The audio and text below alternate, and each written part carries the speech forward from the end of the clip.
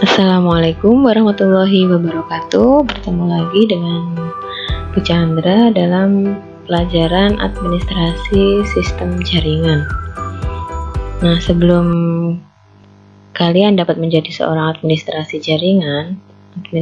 jaringan maksudnya, terlebih dahulu harus memahami konsep teknologi jaringan. Nah, inti layanan dalam jaringan dapat dipenuhi jika telah dilakukan konfigurasi penyedia servis yang dikemas dalam sebuah mesin server.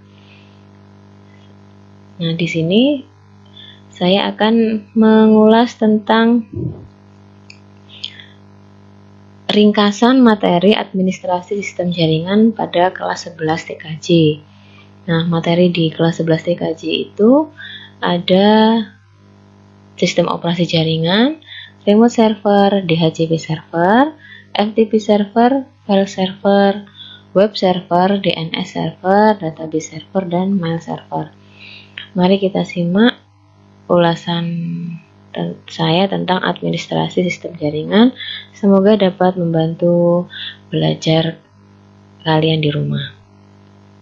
Yang materi pertama yaitu sistem operasi jaringan.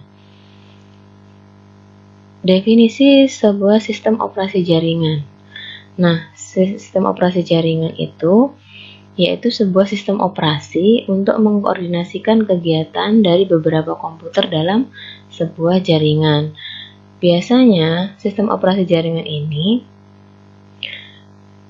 berupa sistem operasi yang dijadikan sebagai server dalam suatu jaringan, yang fungsinya menghubungkan jumlah komputer dari perangkat lainnya ke sebuah jaringan, mengelola sumber daya jaringan, menyediakan layanan, serta menyediakan keamanan jaringan. Jenis-jenis sistem operasi jaringan berdasarkan interface-nya ada dua, yaitu GUI atau Graphic User Interface, dan berbasis teks. Jadi, GUI ini contohnya yaitu Linux Red Hat, Windows NT, Windows 2000, Windows Server. Nah, pada dasarnya, Graphic User Interface ini mengedepankan tampilan grafis yang mudah dipahami. Beda dengan yang berbasis teks. Berbasis teks itu tidak membutuhkan banyak space hard disk dan lebih cepat instalasinya. Namun, kalian harus memahami atau menghafal script atau teks yang digunakan dalam proses instalasinya maupun konfigurasinya nanti. Contohnya yang berbasis teks yaitu Linux, Debian, Linux SUSE, Sun Solaris, Linux Mandrake, Knoppix, dan yang lainnya. Nah, ini adalah gambaran sebuah sistem operasi. Sistem operasi itu diinstal pada PC server.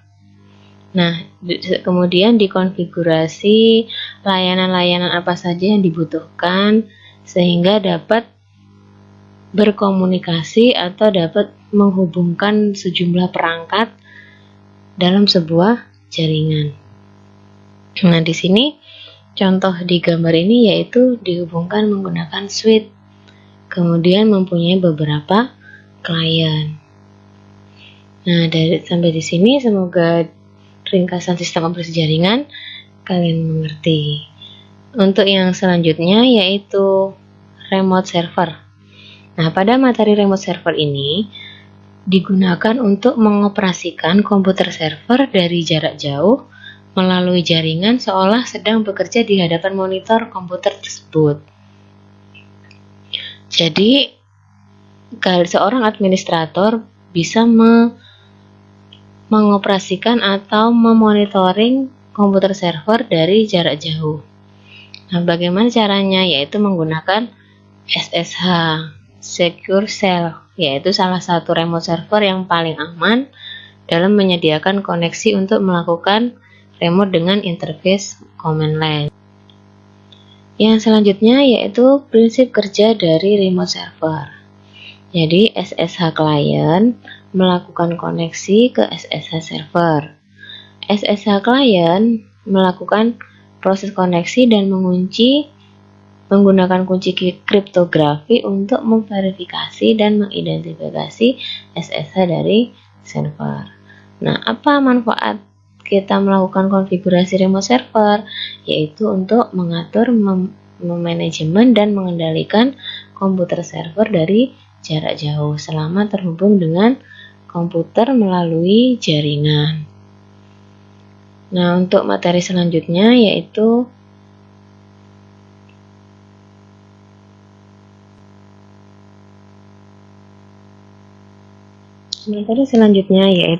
DHCP server. DHCP server merupakan Dynamic Host Configuration Protocol. Nah, definisi dari DHCP server yaitu protokol yang berbasis arsitektur klien atau client server yang dipakai untuk memudahkan pengalokasian alamat IP dalam satu jaringan. Dengan menggunakan DHCP server ini, semua komputer yang tersambung di jaringan akan mendapatkan alamat IP secara otomatis dari server DHCP. Nah, di sini adalah DHCP server berfungsi untuk atau bertugas memberikan alamat IP secara otomatis kepada komputer klien. DHCP klien yaitu melakukan request ke DHCP server untuk mendapatkan nomor IP. Yang terakhir, DHCP relay yaitu proxy yang mampu menerima dan mengirim ulang permintaan DHCP klien ke DHCP server yang sebenarnya. Jadi, penggunaan DHCP server pada kehidupan sehari-hari atau pada realitasnya, jika kalian menggunakan hotspot di sekolah. Jadi kalian tidak perlu men-setting IP secara manual, hanya dengan mengkoneksikan handphone atau laptop kalian ke WiFi yang sudah tersedia, maka kalian akan mendapatkan IP secara otomatis. Nah, itulah gambaran dari fungsi mengapa kita harus melakukan konfigurasi DHCP server. Materi selanjutnya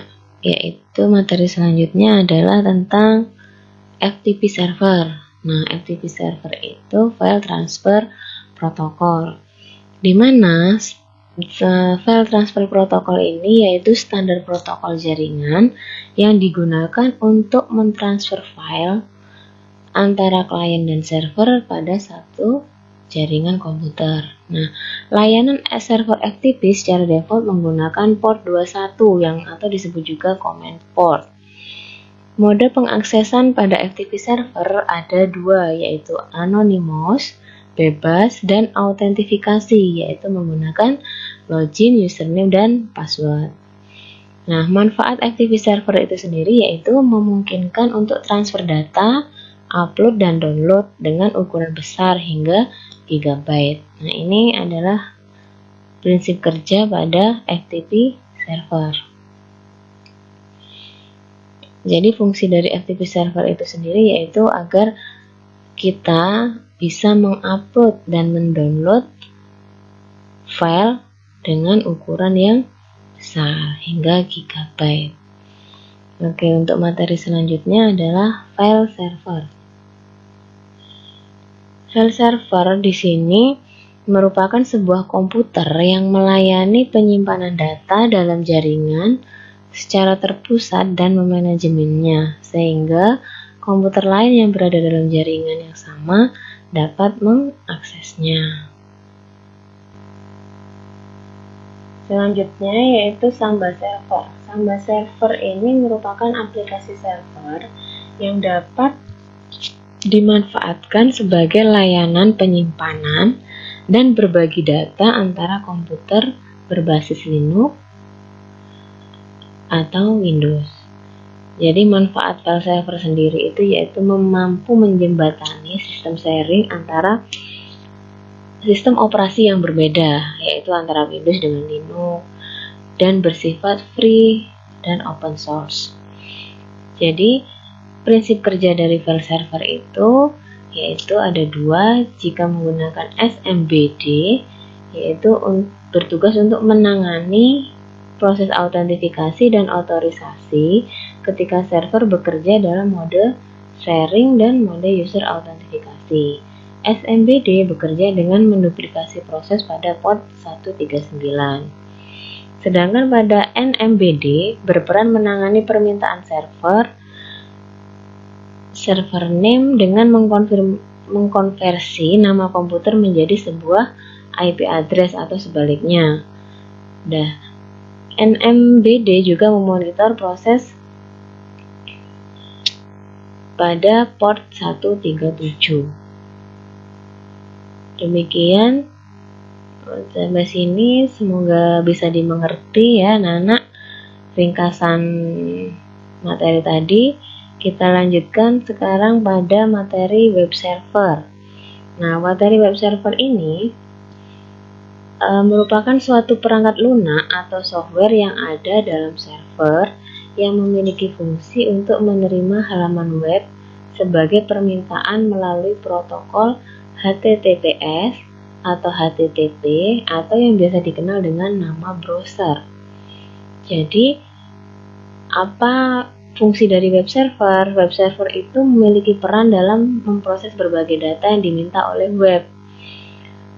Kemudian akan diberikan hasil atau jawaban berupa dokumen, video, foto, atau beragam bentuk file lainnya.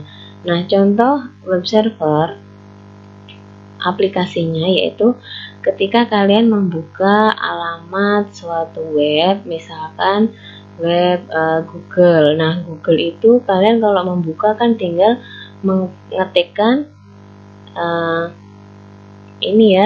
nama di Google-nya, kemudian kalian minta tentang dokumen apa, misalkan tentang materi web server. Nah, nanti web tersebut akan memberikan jawaban berupa dokumen, foto, atau beragam file lainnya. Nah, di sini jenis-jenis web server ada beberapa, yaitu Apache, Min, Like, HTTPD, dan IIS. Jadi prinsip kerjanya di sini yaitu terdapat data di server, kemudian kalian membuka atau membrowsing suatu materi atau data menggunakan web browser. Nah, kemudian HTTP itu merequest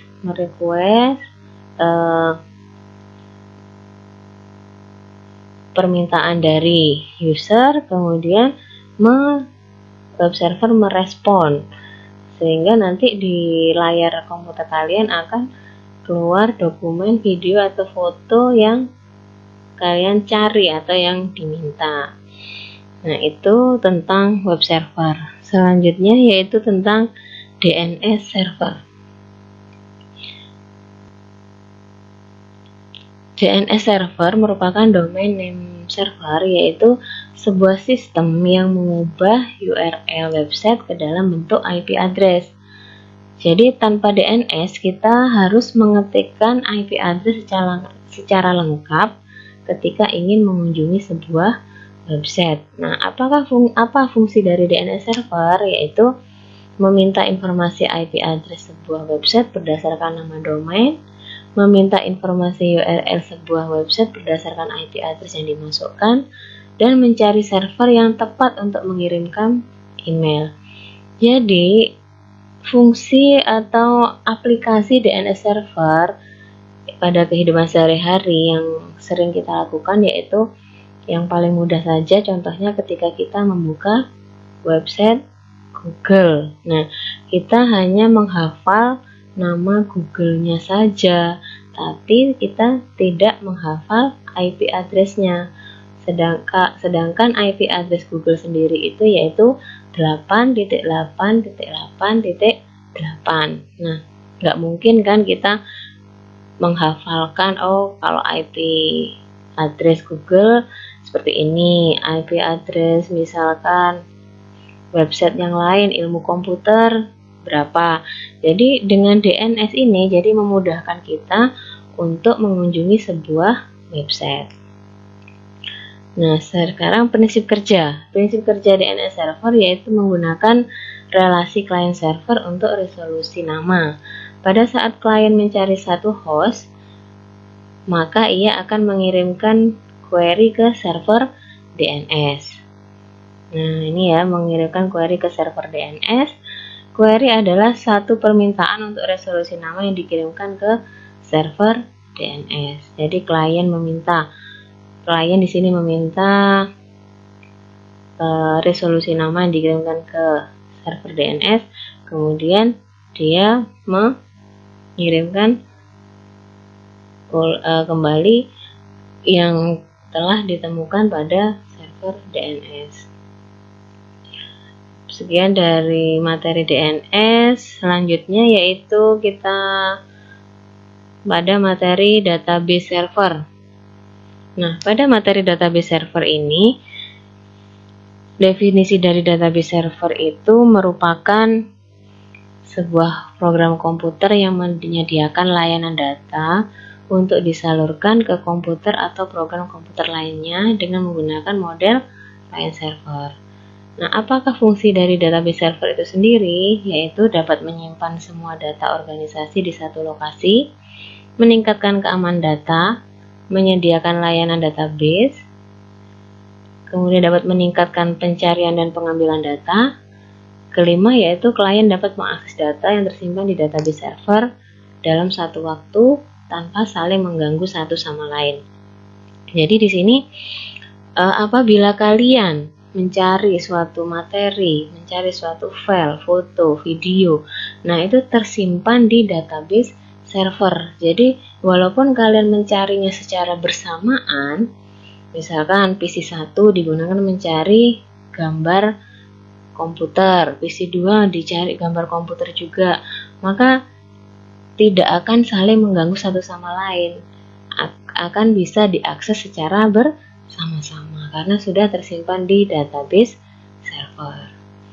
Jadi prinsip kerja database server yaitu database ini dapat diakses oleh beberapa klien secara bersamaan, di mana data yang diakses hanya atau diubah berasal dari satu sumber, yaitu database pada server. Server tersebut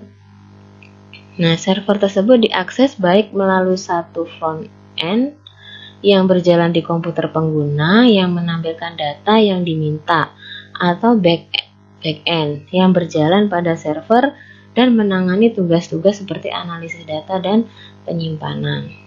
Nah, ini ya.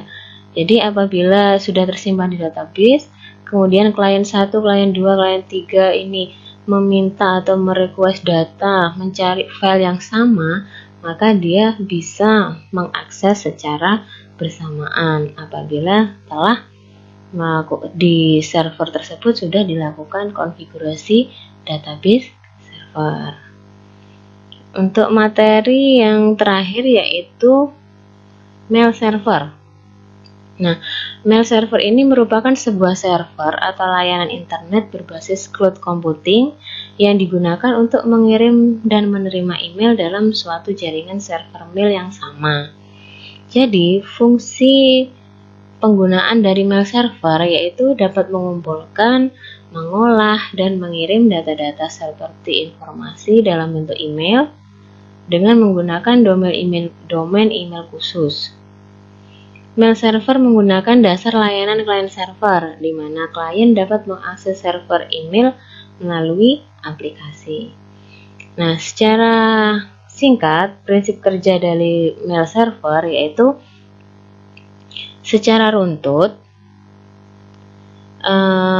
teknologi ini bekerja menggunakan 3 protokol internet, yaitu SMTP, POP3, dan IMAP. Sedangkan 3 komponen dasar yang utama yaitu MUA, MTA, dan MDA. Sebuah penyedia layanan surat elektronik memiliki 2 server, yaitu server yang berfungsi mengirim pesan dan server yang berfungsi sebagai penerima pesan. Outgoing server ditangani oleh server SMTP pada port 25, kalau incoming server ditangani oleh server POP3 pada port 110 atau IMAP pada port 143.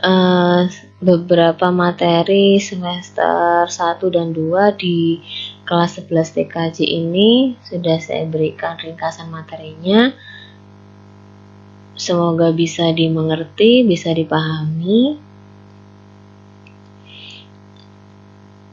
dan semoga dapat membantu kalian dalam belajar.